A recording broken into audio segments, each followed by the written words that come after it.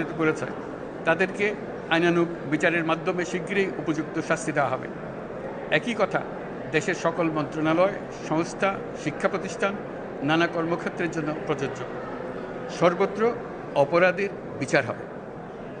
আজ প্রত্যেকটি প্রতিষ্ঠান ও তার সদস্যরা নিজ নিজ কর্তব্য পালন করার মাধ্যমে দ্বিতীয় স্বাধীনতাকে উপভোগ করবেন, দেশকে গৌরবের শীর্ষে নিয়ে যাবেন এবং দেশবাসীকে এবং জগৎবাসীকে উপভোগ করার সুযোগ করে দেবেন। আমি জাতির পক্ষ থেকে প্রত্যেকের নির্ভয়ে আনন্দ চিত্তে নিজ নিজ কর্মস্থলে নিজ নিজ সামর্থ্য নিয়ে এগিয়ে আসতে অনুরোধ করছি। দেশের সকল মানুষকে আজ স্বাধীন, নির্ভয়, নিরুদ্বেগ থাকার জন্য নিশ্চয়তা দেওয়ার জন্য আমাদের ছাত্র শহীদরা প্রাণ দিয়েছেন। এই অভ্যুত্থানের মাধ্যমে সৃষ্ট সরকার দেশের প্রত্যেকের সরকার। এখানে থাকবে সকলের আকাঙ্ক্ষা পূরণের অধিকার। অরাজকতার বিষবাষ্প এখন যেই ছড়াবে, বিজয়ী ছাত্র জনতা সহ মুক্ত মানুষের আইনশৃঙ্খলা বাহিনীর পূর্ণ শক্তি তাকে ব্যর্থ করে দেবে। নিষ্ঠুর স্বৈরাচারী সরকার দূর হয়ে গেছে।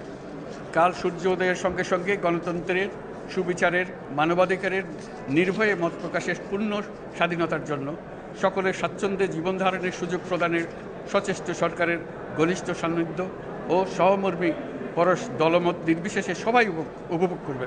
এটাই আমাদের লক্ষ্য। আমাদেরকে এই লক্ষ্য পূরণে সাহায্য করুন। সারা বিশ্ব আজ অবাক হয়ে বলছে, সাবাস বাংলাদেশ, সাবাস বাংলাদেশের ছাত্র জনতা। আমরা এই অর্জনটাকে আর অনেক দূর নিয়ে যেতে চাই। আমাদের ছাত্র জনতার জন্য কিছুই অসম্ভব নয়। আমাদের তরুণরা অসম্ভবকে সম্ভব করতে পারে, তারা সেজন্য প্রতিজ্ঞাবদ্ধ। যদি আমরা ঐক্যবদ্ধ থাকি, ধ্বংসাত্মক কর্মকাণ্ড থেকে দূরে থাকি, সবার জন্য মুক্ত পরিবেশ সৃষ্টি করতে পারি, আমাদের বিজয় অবশ্যই হবে। আল্লাহ, মহান আল্লাহ আমাদের সহায় হন।